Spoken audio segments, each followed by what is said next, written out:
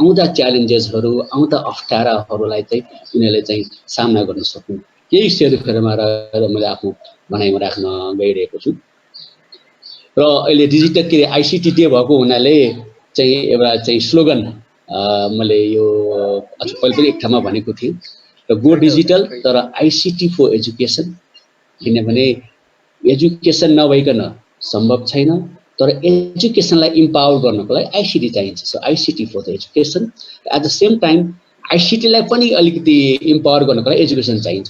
एक अर्काका परिपूरक हुने यी दुईटै आइसिटी एजुकेसन। र त्यो किन त्यसको आवश्यकता पर्यो भन्दाखेरि फ्युचर च्यालेन्जेस भन्नु नै के हो, पेन्डेमिक होस् या एपिडेमिक होस् अथवा अर्को वर्षमा ती च्यालेन्जेसहरूलाई कसरी एड्रेस गर्ने त हाम्रो शिक्षा प्रणालीलाई कसरी हामी परिमार्जन गर्ने, एट द सेम टाइम आइसिटीको पोटेन्सियल कसरी युज गर्ने भन्ने कुरा को बारेमा पनि म छलफल गर्छु होला। यसैलाई मैले चाहिँ आइसिटी डेको उसमा चाहिँ मैले स्लोगन बनाएको हो।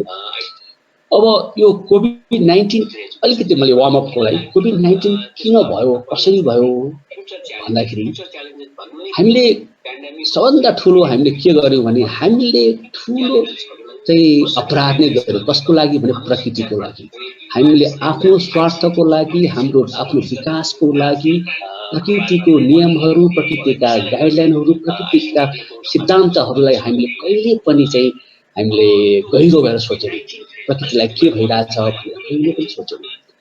तर प्रकृतिले हामीलाई यो के देखाइदियो भने यो चाहिँ तिमीहरूलाई चाहिँ यो लेसन हो है। तिमीहरूले अलिकति चाहिँ इकोसिस्टममा तिमीहरूले चाहिँ डिस्टर्ब गर्यो प्रकृतिलाई, मलाई एउटा नर्मलबाट एब्नर्मल स्टेटमा हामीलाई लगिदेऊ भनेपछि त्यसको इन्जस्टिस हो र त्यसको चाहिँ तिमीहरूले लेसन गर। यही कोभिड-19 भन्नेको कुरा हामीलाई छकछकाउन नै आएको। र अर्को कुरो हामीले के बिर्स्यौँ भने हामी इतिहास पढ्छौँ, हामीहरू पुराना घटनाहरूको बारेमा हामी अध्ययन गर्छौँ, तर त्यो घटना त्यो इतिहासले पनि हामीलाई केही न केही पाठ सिकाइरहेको हुन्छ भन्ने कुरा हामीले कहिले पनि हामीले चाहिँ ख्याल गरेनौँ र विचार पनि गरेनौँ। जस्तो म एउटा उदाहरण दिन्छु। हाम्रो हिस्ट्री, अब रामायणको कुरा गरौँ सुरुबाट। रामायणको रामायण भन्ने बित्तिकै हाम्रो दिमागमा के आउँछ भने रामको वनवास, सीतालाई रावणले हरेर लगेको, पछि राम र रावणको युद्ध भएको, अनि फेरि सीतालाई लिएर आएको, त्यति मात्र बुझ्छौँ। तर त्यहाँ फेरि हामीलाई चाहिँ लेसन हामीले दिएको छ। जस्तो एउटा उदाहरण, जब रावणले सीतालाई हरेर जाँदाखेरि राम र लक्ष्मणलाई थाहा थिएन कि सीतालाई कसले लग्यो भनेर। त्यो बेला जटायु भने चरा पन्छी गिद्धले चाहिँ के भन्यो भने ल सीतालाई चाहिँ रावणले लग्यो भनेर रामलाई चाहिँ भनिएको थियो। त्यसपछि अब लौन त लग्यो, तर कहाँ लग्यो भन्ने कुरा पनि थाहा थिएन। त्यसपछि अर्को पन्छी गिद्धले त्यो सम्पत्तिले चाहिँ के भन्यो भने मेरो दूरदृष्टिले म देखिरहेको छु कि रावणले सीतालाई चाहिँ समुद्र पारी लङ्कामा लिएर गयो। त्यसपछि अब लङ्कामा त लग्यो, तर चाहिँ कसरी जाने, त्यहाँ लङ्कामा कसरी जाने भन्दाखेरि त्यहाँ चाहिँ कसरी जाने भन्दाखेरि अनि जाम्बत भने भालुले चाहिँ हनुमानलाई के भन्यो भने तिम्रो पोटेन्सियल छ, you can cross the sea भनेर पठायो। र पछि अन्तमा रावणको युद्धमा सबै मतलब भालु, पन्छी र जनाब यो बाँदरहरूले नै दियो। यो मैले किन भन्नु खोजेको भने त्यतिखेर यसले के लेसन दिएको थियो भने त्यो हरेक पन्छीहरू, हरेक प्राणीहरूको त्यति नै इम्पोर्टेन्ट छ। भगवान रामलाई त गिद्ध नभएको थाहा हुँदैन थियो सीता कसले लग्यो भनेर कुरो भन्नु कि यो कुरोहरू हामीले कहिले पनि त्यो तरिकाले सोचेनौँ। हामीले अर्कै तरिकाले सोच्यौँ। हामीले आफ्नो इन्टरटेनको लागि चाहिँ त्यो सोच्यौँ। तर भने मतलब हरेक हिस्ट्रीले र कोभिड-19ले पनि हामीले के गर्छ भने यो आउने पिँढीहरूले, आउँदो जेनेरेसनहरूले चाहिँ उनीहरूले के लेसन लर्न गर्नुपर्छ भन्दाखेरि एक समयमा एउटा चाहिँ भनौँ न, हुन त यो कोभिड-19 चाहिँ चीनको वुहानमा चमेरो भन्ने चमेरोलाई चाहिँ अब्जस मात्रै पाएको हो, तर चमेरो मात्र होइन, यो धेरै कुराले गर्दाखेरि कोभिड-19 आएको छ। यी सबै कुरोहरूलाई हामीले चाहिँ हाम्रो विद्यार्थीहरूलाई कसरी भन्ने, कसरी उनीहरूलाई सम्झाउनु भन्ने कुराको पनि हामीले चाहिँ विचार गर्नुपर्ने छ। अब यो कुराले अब गर्दाखेरि र अब इतिहासको कुरा अघि मैले भने, अब अल्बर्ट आइन्स्टाइनले उहाँले के भन्नुभएको थियो भने म कहिले पनि मेरो विद्यार्थीलाई पढाउँदिनँ, तर उनीहरूलाई पढ्ने वातावरण म चाहिँ पैदा गरिदिन्छु, इन्भाइरोमेन्ट क्रिएट गरिदिन्छु, एम्बिसन क्रिएट गरिदिन्छु। भन्नुभएको छ। यो कुरा अहिले भने अल्बर्ट आइन्स्टाइन उहिले भन्नुभएको, तर हामीले we never pay that attention हैन। हामी आफ्नो तरिकाले पढाउँदै गयौँ। अब त्यहाँ पनि हामीले मिस्टेक गर्यौँ। 5 वर्ष अगाडि बिल गेटले एउटा टेड टकमा भन्नुभएको थियो, यदि नेक्स्ट आउटब्रेक हुन्छ भने त्यो चाहिँ एउटा चाहिँ भाइरसबाट हुन्छ भन्नुभएको थियो। मान्छेले सुने, अनेकौं आर्टिकल लगाए, अहिले कसैले पनि त्यसलाई सिरियसली लिएनन्। भनेपछि यो हामीले हरेक कुराहरूलाई चाहिँ यो पहिलेका कुराहरूलाई चाहिँ हामीले इग्नोर गरेर नै यो कोभिड-19 आएको हो भन्ने मेरो एउटा धारणा हो। तर यसलाई अब हामी नअत्तालियौँ, तर यो लेसन लर्न गरेर अब how we make our tomorrow beautiful, भोलि कसरी राम्रो पार्ने भन्ने कुरामा चाहिँ हामी त्यतातिर केन्द्रित हुनुपर्छ जस्तो मलाई लाग्छ। अब शिक्षण संस्थामा म आबद्ध भएकोले अलिकति यो इन्क्लाइनेसन त उतै छ। अब हाम्रो देशको एकाडेमिक स्ट्याटस यदि हेर्ने हो भने हाम्रो 11 विश्वविद्यालय छ। तिरुङ विश्वविद्यालय, मैले यो किन 1959 मा तिरुङ विश्वविद्यालय खोलेको थियो, संस्कृत विश्वविद्यालय 1986 मा खुल्यो, त्यो काठमाडौँ विश्वविद्यालय 1991 मा खुल्यो। तर नान्याङ टेक्नोलोजी युनिभर्सिटी सिङ्गापुर 1991 मा खुल्यो, तिरुङ विश्वविद्यालयभन्दा धेरै पछि खुल्यो, करिब काठमाडौँ विश्वविद्यालयकै हाराहारीमा खुल्यो। युनिभर्सिटी अफ सिङ्गापुर 1980 मा खुल्यो। तर अहिले वर्ल्ड र्याङ्किङमा हेर्दाखेरि उनीहरू अस्ति मात्र मैले हेरेको थिएँ 1 हप्ता अगाडि 11-12 र्याङ्किङमा छन्। तर हामी कहाँ छौँ? यो नान्याङ भन्दा पहिले सुरु गरेको, नेसनल युनिभर्सिटी भन्दा पहिले सुरु गरेको भने हामी कहाँ छौँ, कहाँ अल्मलिरहेछौँ र हामी कहाँ चाहिँ मिस्टेक गर्यौँ भन्ने कुरो पनि हामीले चाहिँ यही टाइम हो, this the right time to think भन्ने मलाई लाग्छ। अब हामीसँग नभएको होइन, 24वटा कलेजहरू पनि छ, इलेमेन्ट्री स्कुलहरू 25,222 वटा छ, 82% कम। This are the very exciting data, राम्रो छ। त्यो हुँदाहुँदै पनि हामी किन एजुकेसनमा पछाडि छौँ त? हामीले आत्मआलोचना गर्नै पर्छ। Why are we still behind in education? किन छौँ भन्दाखेरि एउटा प्रमुख कारण के हो भने हामीले कहिले पनि हाई प्रायोरिटी दिएनौँ। हामी कुरा त गर्छौँ तर एजुकेसनको बारेमा हामीले केही पनि गर्दैनौँ। मलाई कहाँ दुःख लाग्छ भने सो गाउँतिर जाँदाखेरि ल एसएलसी पास हुन सकेन टिचिङमा जाऊ भन्छ। That is the wrong concept. र एक कक्षा त हुने, ल तिमी गएर पढाइदेऊ भन्छौँ। तर एक कक्षा पढाउने बालबालिकाको दिमागमा त्यसको त भर्जिन ब्रेन हुन्छ, त्यो दिमागमा राम्रो टिचरले पढाउनु पर्छ भन्ने हामी, मैले त धेरै पढाएको छु, पिएचडी गरेको छु, मास्टर गरेको छु, म कहाँ एक कक्षालाई पढाउँछु, कहाँ फर्स्ट इयरलाई पढाउँछु? त्योबाट हामी प्रशिक्षित छौँ। हामीले आफै पनि प्रायोरिटी दिएका छौँ, एउटा कारण जस्तो मलाई लाग्छ। अर्को, हामी भेरी गुड इन डकुमेन्टेसन। कुनै पनि एजुकेसनको कुराहरू गर्दाखेरि लेख्ने पनि राम्रो छ, बोल्नै हामी राम्रो गर्छौँ, but we are very poor in implementations. अहिले जस्तो अनलाइनका कुराहरू आइरहेको छ, अहिले आएको हो, यहिलेदेखि आइरहेको छ, अनलाइन भनेको छ, यो भनेको छ, तर अहिलेसम्म कहाँ जाने भनेको ठोस नीति अहिलेसम्म आइसकेको छैन। So that is the advice. र हाम्रो अर्को कारण मैले के भन्छु भने हामीलाई एजुकेसनमा के चाहिन्छ भन्ने कुरा नै हामीलाई थाहा छैन। आउँदा चुनौतीहरू कस्ता छन् भन्ने कुरामा हामी छलफलै गर्दैनौँ। हामी के गर्छौँ, ल मैले यो पढेको थिएँ, तिमीले यो पढ्नुपर्छ, अथवा म इन्जिनियरिङ पढ्दाखेरि यो पढेको थिएँ, तिमीले त्यही पढ्नुपर्छ, मैले यो एक्जाम्पल दिएर बुझाएको थिएँ, तिम्रो त्यही एक्जाम्पल। अब हामीले बुझेको एक्जाम्पल हाम्रो विद्यार्थीले त्यो बुझ्छ कि बुझ्दैन भनेर हामी त्यसमा छलफल गर्दैनौँ कि मैले जे पढाएको थिएँ त्यसरी चाहिँ हामी अगाडि गइरहेको छौँ। त्यो चाहिँ अर्को चाहिँ प्रब्लम जस्तो मलाई लाग्छ। र आइसिटीको कुरा गर्छौँ हामी, आइसिटीको विद्यार्थी म पनि हो, तर हामीले आइसिटीको पोटेन्सियल युज गरेर एजुकेसनलाई कसरी इन्हान्स गर्ने भन्ने कुरा पनि हामीले राम्रोसँग बुझिसकेका छौँ। अप्लाइडमा पनि हामी गएको छैनौँ जस्तो मलाई लाग्छ। र अर्को मैले भन्नेपछि सब कसरी भयो भन्दाखेरि हामीसँग धेरै कम भिजनरी एकाडेमिक लिडर छ, त धेरै चाहिँ भिजनरी नभएको एकाडेमिक लिडर छ। भन्नाले एकाडेमिक इन्स्टिट्युटलाई कसरी अगाडि लाने, करिकुलमलाई कसरी रिभिजिट गर्ने, अघि चाहिँ रविन्द्र सरले भने जस्तो रिवायरिङ कसरी गर्ने, रिप्लेस गर्ने, कि सबै कुराहरूको चाहिँ छलफल गर्ने मैले अहिले कमै पाएको छु एकाडेमिक लिडर। त्यो पनि एउटा कारण हो। तर त्यो हुँदाहुँदै पनि एउटा फ्याक्ट के छ भने देशमा भएका जति पनि च्यालेन्जेस छन्, प्रब्लम छन्, त्यो यदि कसले सल्भ गर्ने हो भने एकाडेमिसियनले नै गर्छन् र आइसिटीको एक्सपर्ट नै मिलेर गर्छन्। इभन कोभिड-19 को भ्याक्सिन पनि कसले अहिले चाहिँ अनुसन्धान गरिरहेछ भन्दाखेरि teacher, professor, student, academic institute र आईसीटी एक्सपर्ट पनि दुईटा ग्रुप मिलेर गरिरहेछन् र यदि कोभिड-19 को भ्याक्सिन आउने हो भने पनि उनीहरुबाटै आउँछ। पछि यति चाहिँ इम्पोर्टेन्ट हुँदा हुँदै पनि हामीले एजुकेसनमा प्रायोरिटी दिइरहेका छैनौं। त्यो कुरा हामीले आत्मआलोचना गर्नै पर्छ। अब बिटर फ्याक्टहरु के छ भने त्यो त सत्य भने हाम्रो education system is just like scripted drama. हामी टिचरले के गर्छौं भने एउटा डायलग दिन्छ विद्यार्थीलाई, ल स्टेजमा गएर परफर्म गर भन्छौं, उले डायलग भोग्छ, उले किन डायलग भोग्या त्यो पनि उलाई थाहा हुँदैन। मलाई डायलग भोग्नु पर्छ, स्टेजमा परफर्म गर्नु पर्छ, त्यो परफर्म हाम्रो जाँच। र हामी टिचरहरु चाहिँ डाइरेक्टर जस्तो हामी हेर्छौं कस्तो मजाले डायलग बोल्यो भन्छ, तर त्यो कन्सेप्टबाट हामी चाहिँ मुक्त पाउनै पर्छ। एउटा कुरा चाहिँ हामी जहिले पनि मेमोराइज गरेर भन्छौं। म देख्छु हरेक विश्वविद्यालयमा जाँचको अगाडि विद्यार्थीहरु 15 मिनेट 20 मिनेट अगाडि किताब हेरेर बसिरहेका हुन्छ, फर्मुला घोकिरहेका हुन्छ। त्यो फर्मुला कसरी अन्डरस्ट्यान्ड गर्ने, कसरी एप्लाई गर्ने भन्ने कुरा हुँदैन, उनी घोकिरहेकै हुन्छ। पछि त्यहाँ पनि हामी चाहिँ चुकिरहेको छौं जस्तो मलाई लाग्छ।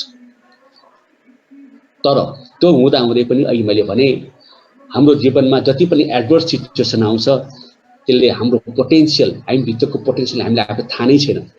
त्यो पोटेन्शियललाई अनलक गरेर हाम्रो मिस्टेक अबदेखि म मिस्टेक गर्दिन है भनेर प्रण गरेर आउँदा दिनमा कसरी अगाडि बढाउने भन्ने कुरा चाहिँ हामीले चाहिँ सोच्नु परेको छ। यो कोभिड-19 आएको कारण पनि त्यही। त यो कोभिड-19 आयो, लकडाउन भयो, घरमा बसेर म रमाइलो, कसैले मोमो बनाउँछ, कसैले के रे पानीपुरी बनाउँछ, त्यो खाएर स्पेन्ड गर्ने आफ्नो ठाउँमा छ। तर यो लकडाउनमा पनि हामीले कसरी अगाडि बढ्ने भनेर त्यो सोचेर अगाडि बढ्यो भने चाहिँ हामीलाई we have the huge opportunity जस्तो मलाई लाग्छ। र कोइनको कुनै पनि सिक्काको दुईटा पार्ट हुन्छ। एउटा पार्टमा यसले कोभिड-19 को हेर्यो भने धेरै मान्छे हताहत भइरहेछन्। स्पेन, इटाली मा धेरै मान्छेहरु चाहिँ कोरोनाले चाहिँ हताहत भइरहेछन्। अमेरिका आक्रान्त छ। तर other side of the coin हेर्यो भने मान्छेको डेथ नम्बर अफ डेथ चाहिँ थन कम भएको छ अहिले। र अहिले चाहिँ other side of the coin हेर्यो भने अहिले प्रकृतिले आफ्नो जुन एबनर्मल स्टेटमा हामीले लगेका थियौं त्यो नर्मल स्टेटमा आइसकेको छ। अहिले हेरौं त काठमाडौँ, भक्तपुर, पुरै नेपाल हेरौं त कति राम्रो देखिन्छ। हिमाल पनि टलक टल्किया देखिन्छ, धुवाँ छैन, धुलो छैन। त्यो सबै प्रकृतिले। अब हामी इन्भाइरोमेन्टल साइन्समा जतिसुकै वाटर क्वालिटीको रिसर्च गरे पनि मिलियन्स अफ डलरको पीएचडी उत्पादन गरे पनि 2 महिनामै प्रकृतिले आफ्नो पानी सफा गर्दियो अथवा इन्भाइरोमेन्टलाई चाहिँ पोल्युसन फ्री गर्दियो, ओजोन लेयरलाई इस्टाब्लिश गर्दियो, अर्थको भाइब्रेसनलाई मेन्टेन गर्दियो। This is other side of the coin. अब हामीले यो यतापट्टिको नहेरेर other side of the coin हेरेर अगाडि बढ्नुपर्छ जस्तो मलाई लाग्छ। अब यो कोभिड-19 मा चाहिँ एजुकेसनमा मैले यसो हेरेको थिएँ, युनेस्को को रिपोर्ट हेरेको थिएँ। त्यसमा चाहिँ के भनिएको थियो भने 1.5 बिलियन स्टुडेन्ट्समा चाहिँ 63 मिलियन टिचरहरू चाहिँ अफेक्टेड भएको छन्। 191 कन्ट्रिजबाट कोभिड-19 ले गर्दा यो चाहिँ ठुलो चुनौती छ विश्वमा युनेस्को को रिपोर्ट अनुसार।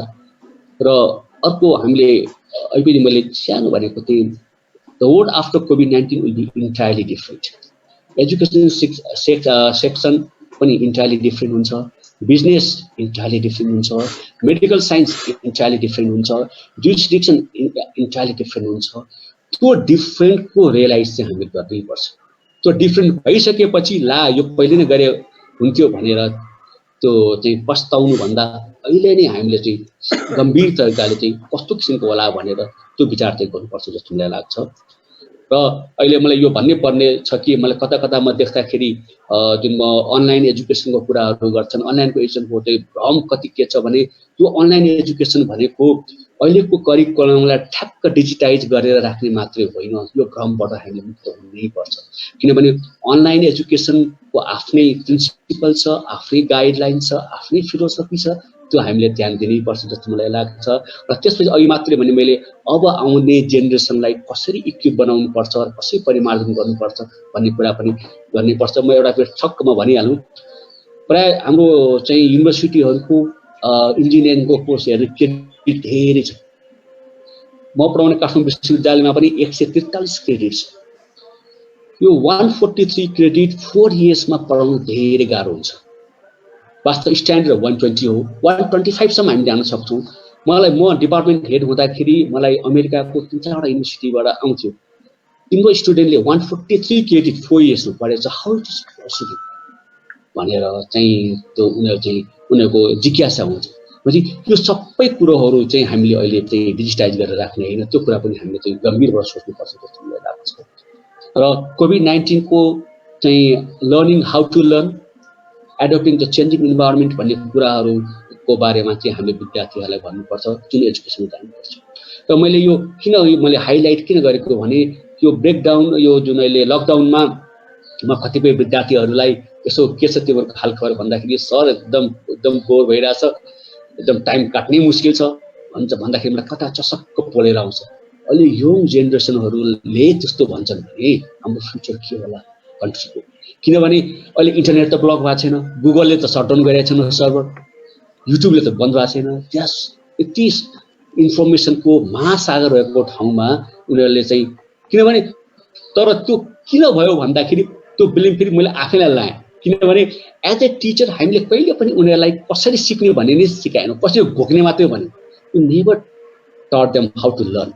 अब यो सब कुराहरू पनि हामीले चाहिँ विचार गर्नुपर्छ आउँदो एजुकेसन सिस्टममा भन्ने मलाई लाग्छ।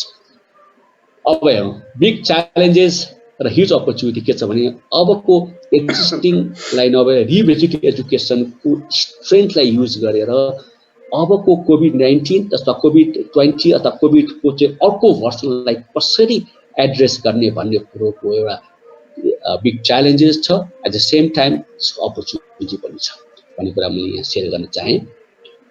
अब अघि नै रविन्द्र सरले पनि भन्नुभयो एउटा $1 million क्वेसन के छ भने सबभन्दा पहिले अब हामीले अब मैले भने अब शिक्षालाई अब करिकुलमलाई परिमार्जन गर्नुपर्छ, रिभिजिट गर्नुपर्छ, रिनोभेट गर्नुपर्छ, रिजुभनेट गर्नुपर्छ भन्ने। तर पहिलो प्रश्न के छ भने कसलाई चाहिँ हामी पढाइरहेको छौँ, हुम आर वी टिचिङ भनेपछि अब हेरौँ हामीले पढ्दाखेरि मैले पहिले सुरुमा 95 मा पढाउँदाखेरिको इन्जिनियरिङ स्टुडेन्ट र अहिलेको स्टुडेन्टलाई मैले त्यही तरिकाले पढाएँ भने आउटडेटेड। त्यो आउटडेटेड त म हुन्छु त मैले विद्यार्थीप्रति मैले अन्याय गरेर हुन्छु। किनभने अहिले मैले पढाउँदाखेरि मैले कसलाई पढाउँछु भनेर मैले बुझ्नुपर्छ। हामीले कसलाई पढाउँछौँ भने तिनीहरू डिजिटल नेटिभ्स भन्छौँ हामी, जसको लागि technology is not the technology. किनभने धेरै अहिलेका विद्यार्थीहरू अब आउने विद्यार्थीहरू गुगल जन्मिसकेपछि आएका छन्, इन्टरनेट आइसकेपछि आएका छन्, युट्युब आइसकेपछि आएका छन्, फेसबुक आइसकेपछि आएका छन्, जन्मेका छन्। उनीहरूलाई पुरानो तरिकाले यदि हामीले पढायौँ भने उनीहरूलाई ल लाइब्रेरी म त इन्डियामा पढ्दाखेरि लाइब्रेरीमा गएर किताब पढ्थेँ, तिमी पनि किताब पढ भन्ने गऱ्यो भने दे विल नट लिसन। मैले स्कुलमा पढ्दाखेरि मलाई टिचरले इङ्ग्लिसको मिनिङ कसरी हेर्नु पर्छ डिक्सनरीबाट सिकाउनु भएको थियो भने they will not pay attention. किनभने किन हेर्नु पर्यो, अब गुगल गर्दा हरेक कुरा पाइन्छ भने त्यो तरिकालाई पनि हामीले चेन्ज गर्नुपर्छ। किनभने we are teaching the digital natives. त त्यति मात्र होइन, उनीहरूले के खोज्छन् भन्दाखेरि कन्टेन्ट एक्सपर्ट खोज्दैनन्, कन्टेक्स्ट खोज्छन् उनीहरूले। हामीले यदि डाटाबेस पढाउने हो भने ER diagram, what is ER diagram, they are not interested. किन ER डायग्रामको युज हुन्छ र कहाँ युज हुन्छ भन्ने कुरा कन्टेक्स्टको तरिकाले डाटाबेसको टिचरले पढाउन सक्यो भने त्यो फुलफिल हुन्छ। नभए ER डायग्राम भनेको डेफिनेसन, रिलेसनल डाटाबेस भनेको डेफिनेसन, माइक्रो प्रोसेसमा एड्रेसिङ मोड भनेको डेफिनेसन मात्रै दियो भने चाहिँ द्याट विल नट हेल्प। त्यसले गर्दाखेरि उनीहरूलाई अब पढाउने तरिका पनि फरक हुन्छ भन्ने कुरा पनि। किनभने कन्टेन्टको हेर्ने हो भने हामीले जतिसुकै राम्रो कन्टेन्ट बनाए पनि युट्युबमा MIT को, अक्सफोर्डको, क्यालटेकको राम्रो स्लाइड पाउँछन् तिनीहरूले, far better than our slide. त्यो कन्टेन्ट मात्र पढाए हुँदैन। अब हामीले यदि चेन्ज गर्नु पर्यो भने हामीले कन्टेक्स्ट एक्सपर्ट हुनुपर्छ जस्तो मलाई लाग्छ। किनभने हाम्रो टार्गेट ग्रुप भनेको हो भने डिजिटल नेटिभ्स चाहिँ यो कुरा पनि मैले यहाँ भन्न चाहेँ। अब फेरि हेरौँ च्यालेन्जेस आफ्टर कोभिड-19 के कुरामा गर्दाखेरि learning is more important than knowing. Knowing is not enough. मलाई थाहा छ भन्दैमा यदि कसैले मलाई थाहा छ मैले पढेको छु भन्दैमा हुँदैन। तर त्यो पढ्ने तरिका आज पढ्यो, अर्को सिक्ने तरिका चाहिँ that is more important than knowing भन्ने मलाई लाग्छ। र अब हामीले कसलाई यिनीहरूलाई कस्तो विद्यार्थी तयार पार्नुपर्छ भने हामीले कहिले पनि उनीहरूलाई घरबाट पढ्ने, ओपन बुक सिस्टममा युज गर्ने, घरबाट टेक होम असाइनमेन्ट गर्ने, घरबाट चाहिँ काम गर्ने भन्ने कुरा वी नेभर टट देम। तर अब कोभिड-19 मा त हामी यसबाट मुक्त होला। त अर्को कोभिड-20 अथवा 21 अर्को प्यान्डेमिक अथवा एपिडेमिकको बेलामा यदि हाम्रा विद्यार्थीहरूले if they are work if they are first work from home उनीहरूलाई हामीले ट्रेनिङ दिनुपर्छ कि घरबाट गर्दा अहिले हामीले कहिले पनि सोचेनौँ हामीले पनि मैले पनि तिम्रो इन्डस्ट्रीमा जान्छौ सफ्टवेयर इन्डस्ट्रीमा जान्छौ एनजिओ आइडिमा काम गर्छौ त्यो मात्रै ट्रेन गऱ्यौँ र हामीले जहिले पनि उनीहरूलाई लुक फर द जब भन्नु अब जब हेर्ने होइन they have to prepare for the work भन्ने कुरा पनि हामीले यो पनि च्यालेन्ज छ हामीलाई हामीले कसरी अगाडि लाने त्यसपछि के पढाउने म फेरि भन्न चाहन्छु अहिलेको कुराहरूमा धेरै कुराहरू चाहिँ पुरानो भइसकेको छ त्यो पुरानो कुराहरू पढाएर उनीहरूको दिमागलाई धेरै डाइभर्ट नगर्नु वाट टु टिच भन्ने कुराको अहिले हामीले धेरै चाहिँ सोच्नुपर्छ त्यसपछि स्टुडेन्टले के सिक्नुपर्छ यो कोभिड-19 पछिको work from home learn from home भनेको लागि चाहिँ वाट स्टुडेन्ट सुड लर्न भन्ने कुरा पनि हामीले चाहिँ त्यो पनि हामीले चाहिँ आइडेन्टिफाई गर्नुपर्छ कसरी पढाउने भन्ने कुरा पनि हामीले आइडेन्टिफाई गर्नुपर्छ किनभने हुन त पढाउने ट्रेडिसनल हामीले फिजिकली क्लासमा गएको जस्तो राम्रो त नहोला तर हामीसँग अप्सन छैन है कसरी पढाउने त्यसपछि कसरी इभ्यालुएट गर्ने अब इभ्यालुएट गर्दाखेरि आइसिटीको टेक्नोलोजी कसरी युज गर्ने रिमोट इभ्यालुएसन कसरी गर्ने सम्भव छ मैले एउटा देखेको छु आर्टिफिसियल इन्टेलिजेन्स युज गरेर घरमा त्यो सिस्टम युज गरेर घरमा बसेर जाँच दिन्छ भने रिमोट मोनिटरिङ गर्न सकिन्छ र उसले चाहिँ चिट गरेछ कि उसले के गरेछ भन्ने कुरा पनि आइडेन्टिफाई गर्न सकिन्छ एउटा मैले सानो प्रोजेक्ट पनि देखेको थिएँ यो पनि एउटा अर्को च्यालेन्जेस छ अर्को चाहिँ मैले यहाँ भन्नै पर्छ हाइलाइट गर्छ मुर्स ल अफ एजुकेसन हाम्रो इलेक्ट्रोनिक्सको सरहरू म्याडमहरू हुनुहुन्छ इलेक्ट्रोनिक्स मुर्स गवर्नर मुर्सले के भन्नुभएको थियो भने in every 24 years the capacity of processing power gets double भन्नुभएको थियो तर यो चाहिँ प्रोसेसिङ पावर मात्र होइन एजुकेसन पनि ऱ्यापिड चेन्ज भइरहेको छ यो एजुकेसन कस्तो किसिमको हुन्छ भन्ने कुरा अहिले मैले भनिरहेको छु तर आफ्टर 6 months फेरि अर्कै के भयो भने अर्कै पनि हुन सक्छ भने यो स्पिडलाई हामीले चाहिँ म्यानेज गर्नुपर्छ जस्तो मलाई लाग्छ this is one of the core challenges after COVID-19 र हामीले त्यसको लागि प्रिपेयर हुनुपर्छ अब अर्को केयरफुल के हुनु पर्यो भने हामीले जे अहिले गर्छौँ जे निर्णय गर्छौँ अथवा गर्दैनौँ यदि सफल भयो भने राम्रो यदि असफल भए पनि यसले कहाँ असर गर्छ भन्दाखेरि it will not affect the next generation तर यसले फ्युचर अफ नेक्स्ट जेनेरेसनलाई पनि अफेक्ट गर्छ त्यसैले गर्दाखेरि हामी अहिले संवेदनशील भएर कसरी अगाडि भन्ने कुरा चाँडैभन्दा चाँडै निर्णय गर्नुपर्ने बेला आइसकेको छ जस्तो मलाई लाग्छ र अघि रविन्द्र सरले पनि भन्नुभयो मैले फेरि किन मैले यो फिगर देखाएको भने यो हामीले इन्डस्ट्रियल रिभोल्युसन हाम्रो देशले पहिलो इन्डस्ट्रियल रिभोल्युसन पनि मिस गर्यौँ दोस्रो पनि मिस गर्यौँ तेस्रो पनि मिस गर्यौँ अब चौथो जुन चाहिँ 2015 बाट सुरु भएको छ यो चाहिँ रिभोल्युसन चाहिँ मिस नगरौँ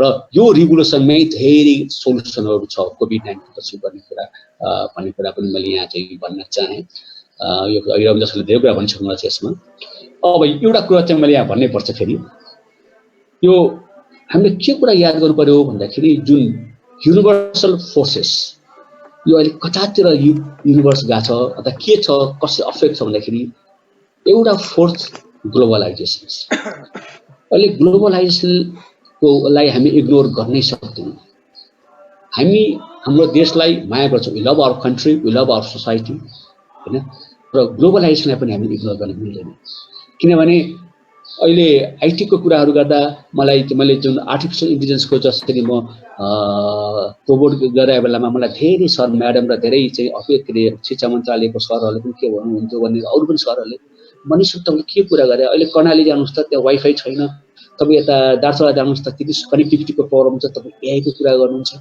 भनेर मलाई भन्नुहुन्छ त म के भन्थेँ र अहिले पनि के भन्छु भने त्यो समस्या नभएको होइन यो एआई आउन थालेको हुनाले take this AI as an opportunity to have a good connectivity in Karnali भनेर मैले त्यसरी भनेको किनभने हामीले रोकेर यो फ्लोलाई रोक्नै सक्दैन यदि के हुन्छ भने हाम्रो नेबरिङ कन्ट्रिजहरू त्यति अगाडि बढिदिन्छन् कि हामीलाई धन त्यसलाई अप्ठ्यारो पर्छ जस्तो अर्को उदाहरण मैले फेरि म भन्नु ग्लोबलाइजेसन चाहिँ यति चाँडै के हुन्छ यो अघि मैले भने जब वुहानमा चाहिँ यो कोरोना भाइरस फैलियो भन्दाखेरि मलाई थाहा छ यहाँ हामी काठमाडौँमा चाहिँ हाम्रो साथीहरूले त्यो वुहानमा फैलिएछ चमेरो खाएको रहेछ यहाँ नेपालमा त आउँदैन भनेर दङ्ग परेको थियो हामी त परे जाओस् अमेरिका पनि दङ्ग परेको थियो त्यो वुहानको भाइरस आउनको लागि कि त पेसिफिक क्रस गर्नु पर्यो कि त एटलान्टिक क्रस गर्नु पर्यो हाउ इट इज पोसिबल हामी चाहिँ चमेरो खाँदै खाएनौँ भनेर तर अहिले हेरौँ त एउटा ठाउँ भएकोले ग्लोबलाइजेसनले गर्दाखेरि पुरै चाहिँ भएको छ अर्को टेक्नोलोजी यति ऱ्यापिड अगाडि बढिरहेको छ, यसको पोटेन्सियल हामीले मिस गर्ने हुँदैन। इट्स लाइक अ बुलेट ट्रेनमा यदि बोर्ड हुने मौका पायौँ भने ऱ्यापिडली हामी डेस्टिनेसन पुग्छौँ, तर पाएनौँ भने चाहिँ फेरि हामी जहाँ पुग्ती हुन्छ अथवा झन् पछाडि नै जान्छौँ। टेक्नोलोजीलाई पनि हामीले चाहिँ आत्मसात गर्नुपर्छ। अर्को क्लाइमेट चेन्ज, किनभने यो मैले किन भनेको भने ग्लोबलाइजेसन र क्लाइमेट चेन्जमा मैले 1-2 वर्ष अगाडि मैले एउटा ठाउँमा जान मौका पाएको थिएँ। त्यहाँ चाहिँ how IT can be use for the globalization वा क्लाइमेट चेन्जको उसमा, र यसो त्यतिखेर मैले हेरेको थिएँ सबभन्दा बढी कार्बन मोनोक्साइड चाहिँ उत्पादन गर्ने देश चाइना रहेछ र तेस्रोमा चाहिँ इन्डिया रहेछ। त्यो पहिलो र तेस्रोको बिचमा हामी छौँ भनेपछि हामीले जतिसुकै हाम्रो चाहिँ इन्भाइरोमेन्टमा चाहिँ गम्भीर भए तापनि त्यहाँको चाहिँ पोल्युसन हामी आउने रहेछ। त्यसले गर्दाखेरि यो कुरामा पनि हामीले चाहिँ ध्यान दिनुपर्छ। यी सबै कुराले गर्दा एउटा ट्रायङ्गल बनाएको छ र हरेक कुराले चाहिँ डाटा जेनेरेट गरिरहेको छ। ग्लोबलाइजेसन होस् वा क्लाइमेट चेन्ज होस्, सबै डाटालाई म्यानेज गर्नको लागि एउटै टेक्नोलोजी छ, द्याट इज आर्टिफिसियल इन्टेलिजेन्स। र यो आर्टिफिसियल इन्टेलिजेन्सको बारेमा पनि अहिले मैले भन्न खोजेको कारण यही हो। अहिले हामीले यसलाई इग्नोर गर्नै सक्दैनौँ र यति यो मैले भन्न खोजेको के हो भने यो आर्टिफिसियल इन्टेलिजेन्स यसमा 3टा पिरियडमा मात्रै होइन, एजुकेसनमा झन् अपरिहार्य छ। म त अलिकति पछि भन्छु म। अब 4.0 को अब सबैलाई एड्रेस गर्ने 4.0 हामी कस्तो किसिमको एजुकेसन चाहिन्छ होला त भन्दाखेरि रिमोट लर्निङ, जुन अहिले हामीले चाहिँ प्र्याक्टिस गर्नको लागि हामी आतुर छौँ, किनभने हाम्रो कलेजेसहरू, स्कुल्सहरू, युनिभर्सिटीहरू जो बन्द छ। है विद्यार्थीहरूलाई अलिक किसिमको साइकोलोजिकल प्रेसर परिसकेको छ। त्यसलाई कसरी गर्ने? Personalize learning. अब हेर्नु, पर्सनलाइज लर्निङको पनि मलाई 1 मिनट कुरा भन्नै पर्छ। हरेक स्टुडेन्टको आफ्नो पोटेन्सियल हुन्छ, हरेक स्टुडेन्टको आफ्नो इन्ट्रेस्ट हुन्छ, आफ्नो प्यासन हुन्छ। हामी त्यो कहिले पनि हामीले चाहिँ ध्यान दिँदैनौँ। कसैको म्युजिकमा होला, कसैको कल्चरमा होला, कसैको म्याथमेटिक्समा होला, कसैको साइन्टिफिकमा होला, कसैको जुलोजीमा होला, र आफ्नो तरिका आफ्नै हुन्छ फेरि। र कसैको हाम्रो ब्रेन छ, हाम्रो ब्रेनमा 100 बिलियन्स न्युरोन्सहरू छ। यिनीहरूको वायरिङ चाहिँ आफ्नो तरिकाले भएको छ। मेरो ब्रेनको वायरिङ, किनभने मैले लर्निङ गर्ने क्यापेसिटी, मेरो चाहिँ फिचर र अर्को फिचर फरक हुनसक्छ। त्यसले गर्दाखेरि पर्सनलाइज लर्निङ पनि one of the solution for the कोभिड-19। त्यसपछि एजुकेसन टुल के युज गर्ने, प्रोजेक्ट बेस्ड लर्निङ जुन हामी गरिरहेका छौँ यो कुराहरू, र फिल्ड स्पेसिफिक एक्सपिरियन्सहरू, र एक्जाम प्याटर्नको म अलिक पछि पनि आउँछु होला। र एक्जाम प्याटर्नलाई पनि हामीले चेन्ज गर्नुपर्छ। हामी किन 3 घण्टा एक्जाममा चाहिँ एकदमै लागिरहेछौँ? किन हाम्रो नेपाल सरकार चाहिँ यसै नभए बर्बाद ब्रह्माण्डै फुट्ला जस्तो हुन्छ? That is not needed. किनभने हामीले चाहिँ एक त विद्यार्थीहरू लकडाउनमा त्यसै नै प्रेसर भइरहेछन्। उनीहरूलाई फेरि लकडाउन खोलेको 3 हप्तापछि एसएससी एक्जाममा कसरी मेडल तयार हुन्छ उनीहरू? यी सबै कुराहरूको चाहिँ हामीले अहिले नै विचार गर्ने बेला आइसकेको छ जस्तो लाग्छ मलाई। 4.0 मैले इन्टरनेटमा ल्याएको थिएँ, त्यो चाहिँ anywhere any time, personal learning, flexible level, यी सबै चाहिँ तरिकाबाट चाहिँ हामीले 4.0 लाई गर्न सक्छौँ भन्ने मलाई लाग्छ। अब यो 4.1 चाहिँ यो मैले नै भनौँ न यसो हेरेँ 4.0 मा सर्टेन कुराहरू छ। त्यो 4.0 चाहिँ कुन बेला चाहिँ यो सोचिएको थियो भने जब कोभिड-19 लाई उनीहरूले गरेका थिएनन्, कोभिड-19 को बारेमा सोचेका थिएनन्, अथवा भविष्यमा कुनै प्यान्डेमिक अथवा एपिडेमिक आयो भने हाम्रो एजुकेसन सिस्टमले कसरी त्यसलाई म्यानेज गर्छ भन्ने नसोचेको थियो। तर नसोचे तापनि 4.0 को धेरै कुराहरू चाहिँ सान्दर्भिक छ भन्नाले मैले त्यति मात्र हुँदैन, अलिकति एड गरौँ न, हाम्रो चाहिँ इन्क्रिमेन्ट बाई 1 भन्छ भने 4.1 गरौँ भन्ने यो मेरो धारणा हो। त्यसमा त्यो प्रोजेक्ट बेस्ड लर्निङ त छँदैछ फिचर। अर्को च्यालेन्ज बेस्ड लर्निङ चाहिँ अब चाहिने रहेछ कोभिड-19 को लागि भन्ने मेरो यो आफ्नो सानो अनुसन्धानबाट आएको, जसमा चाहिँ every one is learner, teacher also should be learner. त्यसपछि हाम्रो क्लासरुमको ट्रेडिसनल क्लासरुम, हाम्रो 4वटा भित्ताको भित्र मात्रै क्लासरुम होइन, क्लासरुम त कम्युनिटीमा छ, क्लासरुम त चाहिँ नेचरमा छ। र त्यसपछि यी सब च्यालेन्जहरू प्रोभोक गर्ने, यी सब कुराहरू चाहिँ च्यालेन्ज बेस्ड लर्निङमा यो चाहिँ कहाँबाट रहेछ भने यो एओटिएस भने एप्पल अफ के कोर्स भने चाहिँ एप्पलले गरेको त्यसमा चाहिँ च्यालेन्ज बेस्ड लर्निङको कुराहरू गराइरहेछ। यी सब कुराहरू चाहिँ हामीलाई चाहिन्छ जस्तो मलाई लाग्छ 4.1 मा। अब कस्तो हामीले कस्तो स्टुडेन्ट गर्ने भन्दाखेरि पहिलो कुरो हामीले के गर्नु पर्यो भने what student must understand and what student must know, दुईटा कुराहरू थाहा हुनु पर्यो।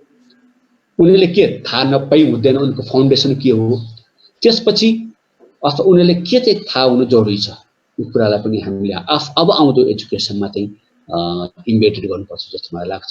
त यो भन्दा पनि अर्को इम्पोर्टेन्ट के छ भने हामी टेक्निकल स्किल दिनलाई हामी we are very good in providing technical skills. त टेक्निकल स्किल यदि मात्रै प्रोभाइड गर्ने हो भने र सोशल स्किललाई यदि हामीले इग्नोर गर्ने हो भने आउँदा केही वर्षहरूमा रोबोट र एआई बेस्ड मेसिनले यो टेक्निकल स्किललाई चाहिँ रिप्लेस गर्न हाई प्रोबेबिलिटी छ। त्यसले गर्दाखेरि यदि त्यो रिप्लेस भइदियो भने फेरि फ्रस्ट्रेसन आउँछ। तर हामीले हाम्रो स्टुडेन्टहरूलाई टेक्निकल स्किलको साथसाथै how to be more creative, how to do the critical thinking, how to communicate with the colleague, how to collaborate with the team member भन्ने कुराहरूको स्किल पनि हामीले यदि दियो भने उनीहरू चाहिँ टेक्निकल स्किलको साथसाथै सोशल स्किल भए पनि तिनीहरू जस्तोसुकै समस्या आए तापनि उनीहरू चाहिँ आफ्नो क्रिएटिभिटी युज गर्न सक्छन् भन्ने मलाई लाग्छ। त्यसपछि माइन्डफुलनेस, क्युरियोसिटी, यी सब कुराहरू चाहिँ हामीले स्टुडेन्टलाई दिनै पर्छ अबको उसमा। र अब कसरी चाहिँ रिफ्लेक्ट गर्ने र एडप्ट गर्ने नयाँ इन्भाइरोमेन्टमा भन्ने कुरा पनि यी सब कुराहरू चाहिँ आउँदा चाहिँ स्टुडेन्टहरूलाई चाहिँ सिकाउनु पर्छ जस्तो मलाई लाग्छ। अब मुभिङ अहेड, अब करिब अन्त आउन लागिसक्यो। अब कसरी मुभिङ अहेड गर्ने त यो move before you move ahead एउटा कुरा हामीले अघि मैले भने फेरि मैले हाइलाइट गर्ने भने all of our brains are wired differently. हामीले we learn the things differently different ways at different speeds. मैले भन्नु मतलब के भने यदि हामी सी प्रोग्रामिङ पढाउँछौँ भने कसैले एरे ठ्याक्क बुझ्छ तर पोइन्टर बुझ्दैन, कसैले पोइन्टर ठ्याक्क बुझ्छ तर स्ट्रक्चर बुझ्दैन। त यो बेलामा हामीले जुन हामीले अहिलेसम्म गरेर आएको हामी जेनरलाइज गर्छौँ। हामीले के एज्युम गर्छौँ भने 40 जना विद्यार्थीमा 10 जनाले पोइन्टर बुझ्यो भने 30 जनाले बुझ्यो होला भन्छौँ। त त्यो होइन, किनभने त्यो 30 जनाले पोइन्टर बुझ्ने तरिका अर्को होला, अर्को 10 जनाले त्यो सी प्रोग्रामिङको पोइन्टर बुझ्ने कुरा अर्को होला। त्यस्तै गरिकन सफ्टवेयर इन्जिनियरिङमा सर्टेन कुराहरू एउटा ग्रुपले अर्को बुझ्ला। यी सब कुराहरू पनि हामीले ख्याल गरेर नै हामीले अगाडि बढ्नुपर्छ जस्तो लाग्छ मलाई, जुन चाहिँ अहिलेसम्म हामीले उति प्र्याक्टिसमा आएको छैन। अब फ्युचर टेक्नोलोजी अब के हो भन्दाखेरि अब फेरि मैले अब अघि मैले भने हामी we are not good in using ICT in educations.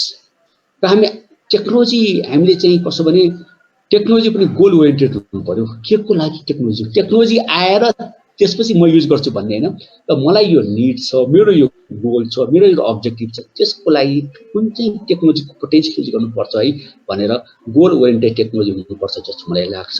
र त्यसको लागि चाहिँ हामीले हाम्रो अहिलेको गोल के भने हाम्रो विद्यार्थीलाई चाहिँ आउँदा दिनहरूमा कसरी चाहिँ इक्विप बनाउने र हामीलाई पनि हुनुपर्छ। त्यसको लागि अब टेक्नोलोजी हो यसको बारेमा त म जान्न, यो जुन these are the future technology artificial intelligence, IoT, big data, cloud computing, robotics र बायोइन्फर्मेटिक्स पनि छ। किनभने एकचोटि युवल हरारीले के भन्नुभएको थियो भने यदि ह्युज एमाउन्ट अफ डाटा र बायोइन्फर्मेटिक्स र कम्प्युटेसनल पावर भने you can hack yourself, human can be hacked भनेर उहाँले एउटा राम्रो उसमा आर्टिकलमा लेख्नु भएको, किताबमा लेख्नु भएको छ। These are the future technology. अब यो टेक्नोलोजी हामीले कसरी युज गर्ने, यो आइसिटी डे भएको हुनाले, यो आइसिटी विक भएको हुनाले मैले यो पनि कुराहरू मैले राख्न चाहेको। अब अर्को इम्पोर्टेन्ट के छ भने टिचरको रोल धेरै चेन्ज भइसक्यो।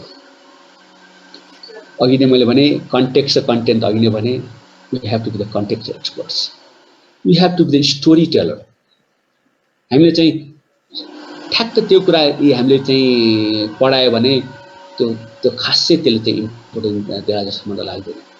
जस्तो चाहिँ अब डाटा स्ट्रक्चरमा सर्चिङ भनेर भकाएर सर्चिङ कहाँ युज हुन्छ, सर्टिङ कहाँ युज हुन्छ, ब्रेथ फर्स्ट सर्च कसरी युज हुन्छ, किन युज हुन्छ भन्ने कुरा त्यो स्टोरी तरिकाले if you able to tell that will be good. यदि सिधै हामीले चाहिँ डेफिनेसन मात्रै गऱ्यो भने त स्टुडेन्टहरू हामीभन्दा अगाडि बढ्न सक्छ। So that is another one. अर्को अघि मैले भने 3 आवर्स एक्जाममा this is a new of evolution चाहिन्छ। 3 आवर्स एक्जाम चाहिँ it is totally it is डिजास्टरै भन्छु म, किनभने सेमेस्टरभरि पढिरहेको हुन्छन्, 3 घण्टाको अगाडिको एक्जामको बेलामा कुनै विद्यार्थीलाई टाउको दुखेको हुन्छ अथवा ज्वरो आइडिया हुन्छ, 3 सेमेस्टरभरि पढेको 3 घण्टामा लेख्न सक्दैन र हामी के भन्छौँ नि स्टुडेन्टले राम्रो गरेन भने। त भोलिपल्टदेखि त्यो स्टुडेन्ट फ्रेस भइसकेपछि उसले बिचारा सबै थाहा छ त उसले लेख्न सकेन भयो, त्यो आधारमा हामीले स्टुडेन्टलाई के इभ्यालुएट गर्छौँ भने you are not good enough भनेर। र अर्को थरीको क्याटेगोरी स्टुडेन्टहरू अरू बेला हल्लेर खान्छन्, कन्टिन्युस स्टडी गर्दैन, तर 1 हप्ता अगाडि घोकिदिन्छन्, तिनीहरूले घोकिदिन्छन्, जाँच्दाखेरि ओहो यो हेर्दाखेरि त पढिदिन्छ त राम्रो गर्यो भन्छ। That is the wrong way of evaluation. यो पनि हामीले चाहिँ सोच्नुपर्छ जस्तो मलाई लाग्छ। र हामी now we are not only teacher, we are the facilitator. हामीले we have to teach them how to learn. अहिले पनि मैले भने we have to make them understanding not memorising. र उनीहरूलाई हामीले अर्को के सिकाउनु पर्छ भन्दाखेरि हामीले प्रब्लम सल्भिङ स्किल सिकाउने हो, टुल सिकाउने होइन। भने त फेरि म आएँ, म सी प्रोग्रामिङमा चाहिँ रटाउने लुप्स बनायो, त्यो के अरे कन्डिसन स्टेटमेन्ट बनायो, स्विच भनेर पढाउँदैन। This is the problem. यो प्रब्लममा चाहिँ कुन चाहिँ कन्डिसन स्टेटमेन्ट युज हुन्छ, यो फिचर यो किन हुँदैन, मल्टिपल उसमा चाहिँ स्विचमा जानु पर्यो, 1 डाइमेन्सनलमा यसो हुन्छ, म्याट्रिक्स मल्टिप्लिकेसनमा 2 डाइमेन्सनल एरो जानु पर्यो। हो त्यसैन 2 डाइमेन्सनल एरो पढाएर त्यसको युज म्याट्रिक्समा पढाउने होइन कि वाइ युनिट भने प्रब्लम सल्भिङ स्किल हामीले पढाउनु पर्छ। अनि मात्रै उनीहरू चाहिँ हाम्रो विद्यार्थीहरू हाम्रा बच्चाहरू चाहिँ अगाडि बढ्छन् जस्तो मलाई लाग्छ अहिलेको अवस्थामा। र त्यसपछि ट्रायल सिचुएसन हुने भएन। र अर्को के भने हामी टिचरले के भन्छ, knowledge depreciation rate is very high. अहिले मैले भने ग्लोबलाइजेसनले गर्दाखेरि आज पढेको कुराहरू खासै कि युज नहुन सक्छ। र मैले यहाँ मेरो अनुभव भन्नै पर्छ, मैले अन्डर ग्रेजुएट, ग्रेजुएट, पिएचडी र पोस्टडक गरेर जम्मा 65वटा कोर्स पढेको रहेछु सब्जेक्ट। त्यो 65वटा कोर्समा यसो हेर्दाखेरि 5-6वटा कोर्स भन्दा बाहेक कुनै पनि अहिले चाहिँ जीवित छैन। किनभने त्यो कोर्स चाहिँ मैले कोबल पढाएको थिएँ, कोबलै छैन अहिले हैन। मैले चाहिँ सिस्टम प्रोग्रामिङ भनेर पढाएको थिएँ, बुझ्यो हुँदैन त्यहाँ अन्डर ग्रेजुएटमा। कतिपय कुराहरू चाहिँ हामीले पढेको कुराहरू अहिले, तर I have to revise, I have to, किन यो नलेज डिप्रिसिएसन रेटलाई मैले म्यानेज गर्नुपर्छ एज ए टिचर्स भन्ने मलाई लाग्छ। अब मिस्टेक हेर्नु, हामी एज अ टिचर मैले आफै हेर्दाखेरि हामी के मिस्टेक गर्छौँ, त्यो मिस्टेक किन दोहोऱ्याउनु भएन। यो मैले सुरुमै भने कोभिड-19ले गर्दाखेरि we have to realize the mistake. हामी अननेसेसरी क्वेसन सोधेर विद्यार्थीहरूलाई बढी अकुपाई पार्छौँ। यो क्वेसन सोध्नु हुँदैन भन्दाखेरि what are you going to be when you grow up भने हामी सोध्छौँ नि, बच्चा त्यो डक्टर बनेको इन्जिनियर बन्ने भन्छ। अब त डक्टर बन्ने भनेपछि अब त्यो हुन्जेलसम्म, अब अहिले कोरोनाले गर्दाखेरि no one wants to be the medical doctor, किनभने यो त रिस्क रहेछ भन्छ। अब के हुन्छ थाहा हुँदैन। त्यसरी हामीले यस्तो क्वेसनहरू गरेर कन्फाइन गरिदिनु हुँदैन। र what do you do for living भन्नाले अब उनीहरूले हामी त्यसो भने तिमी कसरी यस्तो काठमाडौँ उपत्यका यति महँगो छ, यति बाहिर गयो भने त्यति महँगो एक्सपेन्सिभ सिटीमा तिमी कसरी सर्भाइभ गर्छौ भनेर हामी भनेमा के भने तिमी कसरी पैसा कमाउँछौ, पछि you should learn how to make money भनेपछि त्यो भने चाहिँ हामीले विद्यार्थीलाई पहिले नै चाहिँ हामीले चाहिँ आउट अफ ट्र्याकमा लगिसक्यौँ।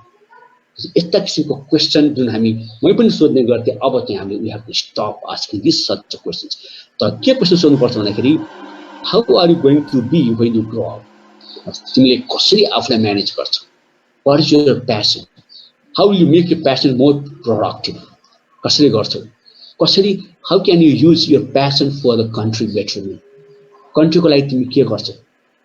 हामीले बच्चालाई के चाहिँ पढ पास गयो जिआरई दियो गो टु अमेरिका भन्छ, द्याट इज द रङ। हामीले नै आफ्नो बच्चालाई पलिरहेर हुन्छ। सो द्याट अल्सो हामीले बुझ्नै पर्छ। किनभने मैले यो किन भन्न खोजेको भने इपिडेमिकमा चाहिँ अरू देशले चाहिँ सहयोग गर्न सक्छ हैन, किनभने ल चाहिँ भनेर डब्ल्युएचओले छ, तर प्यान्डेमिकमा चाहिँ सबै देश, विश्वको सबै देश नै आक्रान्त छ, सबै देशमा चाहिँ क्योटिक इन्भाइरोमेन्ट चाहिँ उनीहरूले कसरी सहयोग गर्दैन। हामीले आफ्नो सहयोग आफूले गर्नुपर्छ। हामीले we have to equip ourselves, no one will help us, कसैले हेल्प गर्दैन।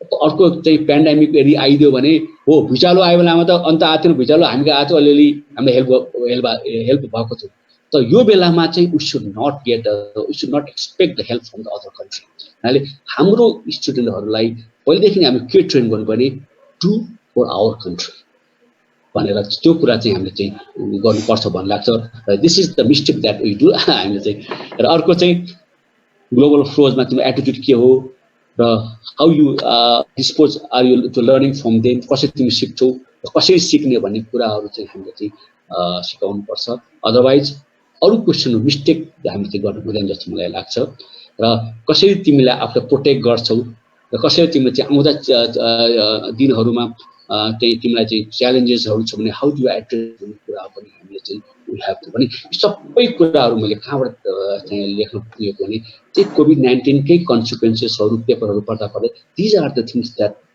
We have to be careful भन्नु खोजेको मैले अब के त वाट नेक्स्ट भन्दाखेरि अब के गर्ने भन्दाखेरि हामीले एउटा डिजिटल लर्निङ थिङ्क ट्याङ्क चाहिँ हरेक युनिभर्सिटीको र प्राइभेट सेक्टरको चाहिँ एउटा थिङ्क ट्याङ्क हुनुपर्छ जुन हामीमा छैन किनभने कुनै पनि देशमा समस्या आउँदाखेरि त्यो समस्याको चाहिँ इम्प्याक्ट कति हुन्छ होला अथवा चाहिँ अरू देशमा यो समस्या आएपछि त्यो समस्या हाम्रो देशमा आयो भने के गर्ने होला भन्ने कुराहरू नेभर थिङ्क द्याट त्यसको लागि एउटा थिङ्क ट्याङ्क चाहिन्छ जस्तो मलाई लाग्छ this is one of my recommendation भन्ने पनि हुन्छ र पोलिसी र प्लान आफ्नो ठाउँमा छ त्यसपछि लर्निङ म्यानेजमेन्ट सिस्टम अहिले पनि कुरा भयो हामीले चाहिँ यो लर्निङ म्यानेजमेन्ट सिस्टम बाहिरको लर्निङ म्यानेजमेन्ट युज गर्न त सक्छौँ तर हामीले चाहिँ लोकलाइज हुनु पर्यो किनभने युजर फ्रेन्डली हुनु पर्यो र अहिलेको उसमा चाहिँ हामीले टिचरलाई फेरि ट्रेनिङ दिएर लर्निङ म्यानेजमेन्ट सिस्टम सिक अनि पढाउ भन्दाखेरि teachers will not be motivated र if they are not motivated how they motivate the student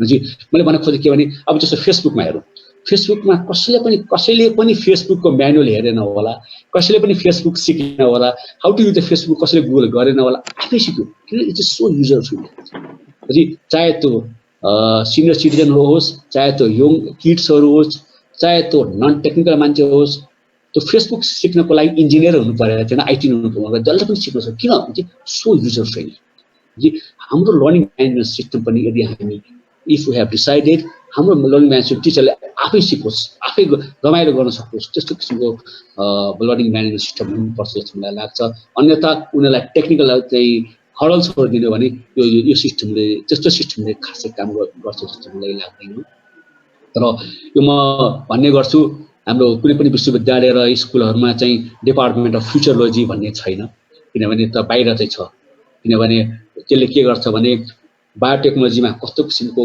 अवस्था आउला आफ्टर 2 इयर्स मेरो विद्यार्थीहरू after 4 years when they go to industry कस्तो किसिमको प्रोग्रामिङ चाहिँ नेचर आउला अथवा इलेक्ट्रोनिक्सको कस्तो किसिमको चाहिँ आइसीहरू आउला म्यानेजमेन्टले कस्तो किसिमको आउला इकोनोमिक्सले अहिले त इकोनोमिक्स र डिजिटल इकोनोमिक्सको कुराहरू कस्तो आउला म्यानेजमेन्ट ह्युमन रिसोर्सको कस्तो आउला भन्ने कुरोको फ्युचरलाई स्टडी गरेर बेस्ड अपन द्याट हामीले हाम्रो विद्यार्थीलाई कसरी ट्रेन गर्ने कसरी इक्विप गर्ने भन्ने कुराको लागि एउटा छुट्टै डिपार्टमेन्टहरू चाहिन्छ जस्तो लाग्छ जुन चाहिँ कुनै पनि विश्वविद्यालय र स्कुलमा छ जस्तो मलाई लाग्दैन हाम्रो देशमा एन्ड द्याट इज नेडेड जस्तो मलाई लाग्छ अब अपर्च्युनिटी हेरौँ हामीले अघि नै भने धेरै कुराहरू गर्न बाँकी छ हामीले चाहिँ एजुकेसन सिस्टमलाई चाहिँ रिभाइभ गर्न सक्छौँ यो COVID-19ले नै अवसर दिएको छ अब यो अवसर फेरि अर्को पेन्डेमिक होस् अनि गरौँला भन्यो भने झन् खतरा हुन्छ त्यसले गर्दा this is the right time to hit the iron भने जस्तो अहिले it's very good time to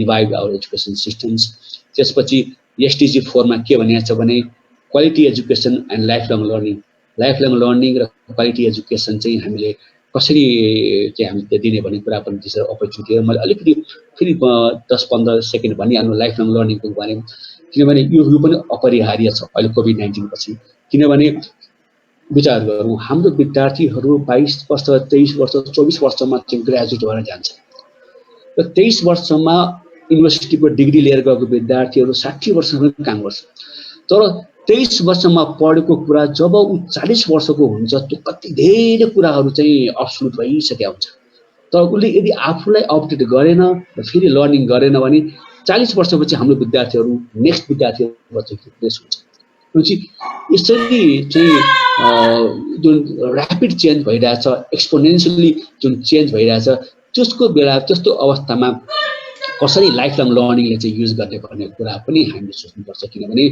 अमेरिकाको जर्जिया टेक जस्तै युनिभर्सिटिजहरूमा चाहिँ लाइफ लङ लर्निङ चाहिँ भन्ने कुरा चाहिँ आइसकेको छ र एसटिजी 4 को पनि त्यही छ 2030 मा सम्म गर्ने पनि त्यही भन्ने छ र क्वालिटी एजुकेसन र सबैलाई यहाँ चाहिँ काठमाडौँको लागि मात्र स्पेशल एजुकेसन होइन जुम्लाको लागि पनि त्यही एजुकेसन हुनु पर्यो यता पाँचथरको लागि पनि त्यही हुनु पर्यो नेपालगञ्जको लागि पनि त्यही हुनु पर्यो महाकालीको लागि त्यही हुनु पर्यो यता मेचीको लागि त्यही सबै नेपालीले should get the same education भन्ने कुरा मलाई लाग्छ र त्यो कहाँबाट पोसिबल छ भने इन्फर्मेसन टेक्नोलोजीबाट आर्टिफिसियल इन्टेलिजेन्स यदि युज गर्यो भने त्यो आर्टिफिसियल इन्टेलिजेन्स त्यो मेसिनले डिस्क्रिमिनेटै गर्दैन इक्वली क्वालिटी एजुकेसन र लाइफ लङ लर्निङ जुन एसटिजी को 4 को पनि सिद्धान्त हो त्यसलाई पनि हामीले मिट गर्ने अपर्च्युनिटी पाउँछौँ जस्तो मलाई लाग्छ र हामीले विद्यार्थीहरूलाई त्यो अर्को पेन्डेमिक एपिडेमिकमा इक्विप गर्न सक्छौँ र हामी we can be a best in South Asia in digital economy किनभने एजुकेसन राम्रो भयो भने इकोनोमी आफै बुम हुन्छ र एजुकेसन राम्रो भएन भने जतिसुकै गरे पनि हाम्रो कस्तो हुन्छ भने ज्वरो आउँदाखेरि सिटामोल खाएको जस्तो हुन्छ त ज्वरो आउनु मुख्य कारण चाहिँ नपत्ता लगाउने टेम्परेचर घटाउनु सिटामोल खाएपछि ल टेम्परेचर त घट्यो भने पछि फेरि सिटामोल खान्छ द्याट इज सो त्यो प्र्याक्टिसबाट हामीले चाहिँ अलिकति छलाङ लगाउनु पर्छ जस्तो लाग्छ and this is the one of the opportunities मेरो विचारमा अब कन्क्लुजनमा हेरौँ आइसक्यो अन्तमा अब हामीले चाहिँ अनलाइन इम्प्लिमेन्टेसन इमिडिएटली इम्प्लिमेन्ट गर्नै पर्छ जस्तो मलाई लाग्छ त्यसपछि हाम्रो रोल चाहिँ चेन्ज भयो मैले भने टिचरको role student role academic leaders मैले अलि एकाडेमिक लिडरलाई फेरि के चाहिँ अब पुरानो तरिकाले सोचेर एकाडेमिक लिडरले चाहिँ एकाडेमिक लिड गर्नै सक्दैन रोल चेन्ज र technical skill is not enough technical skill र सोसियल स्किल दुईटा स्किल भइसकेपछि लाइफ लङ लर्निङ पोसिबल छ जुन चाहिँ अहिलेको कोभिड-19 मात्रै नभएर आउँदा दिनका पेन्डेमिकमा पनि हाम्रो विद्यार्थीहरूले चाहिँ म्यानेज गर्न सक्छन् जस्तो मलाई लाग्छ र हरेक अहिले रविन्द्र सर पनि भन्नुभयो entire education has to be rewired यो चाहिँ हामीले गर्नै पर्छ जस्तो मलाई लाग्छ र अर्को चाहिँ मैले भन्नै पर्छ एकाडेमिक लिडर र future visionary is needed we don't need the boss होइन लिडर चाहिए एकाडेमिक लिडर र यदि त्यो academic leader is not comfortable in using ICT in education किनभने त्यसको अप्सन बी नै छैन देयर इज नो अप्सन्स आइसिटीलाई इग्नोर गरेर म अगाडि बढ्छु भनेको भनेको मात्रै त सम्भवै छैन र यदि as a leader if you are not able to visualize the future academic challenges यदि लिडरले चाहिँ इन्स्टिट्युट मात्रै चलाउने होइन कि आउँदा दिनहरूमा कस्तो किसिमको एजुकेसन हुन्छ कस्तो किसिमको च्यालेन्जेस हुन्छ यदि भिजुअलाइज गर्न सकेन भने र यदि आफ्नो रोल पनि चेन्ज गर्न सकेन होइन म त 20 वर्षपछि 20 वर्षसम्म म के अरे अघिदेखि काम गरेको मान्छे यहाँ काम गरेको मान्छे यो एक्सपिरियन्स छ म त्यही तरिकाले जान्छु भनेर पुरानो ढर्राले यदि जान्यो भने त्यस्तो एकाडेमिक लिडर यदि भयो भने हामीलाई चाहिँ गाह्रो हुन्छ please stay away don't spoil our country that is my message यदि if academic leaders are not ready to change as per the COVID-19 or the pandemic change भएन भने पुरानो तरिकाले यदि त्यही तरिकाले लान्छु त्यही तरिकाले म ड्राइभ गर्छु त्यही टाइममा ड्राइभ गर्छु एजुकेसन सिक्छ भने त्यो पेन्डेमिक भन्दा पनि डिजास्टर हुन्छ हाम्रो के भन्छ ल मैले कति वर्ष क्याम्पस चिपबाट चलाइदिएको कति वर्ष डिपार्टमेन्ट हेडेर चलाएको म त्यो वर्षले केही गर्दैन अब we have to change your role as academic leader अब टेक होम मेसेज अब के त भन्दाखेरि हाम्रो स्टुडेन्ट्स हाम्रो education system should teach our students how to learn म फेरि भन्नु खोजेको किनभने लर्नै गर्नुपर्ने उनीहरूलाई how to adapt and how to change as per the need र चाहिँ यो एउटा चाहिँ टेक होम मेसेज त्यसपछि आइसिटीको डे भएको हुनाले आइसिटीमा त्यसमा चाहिँ मैले एआईलाई चाहिँ मैले ब्राकेटमा किन राखेको भने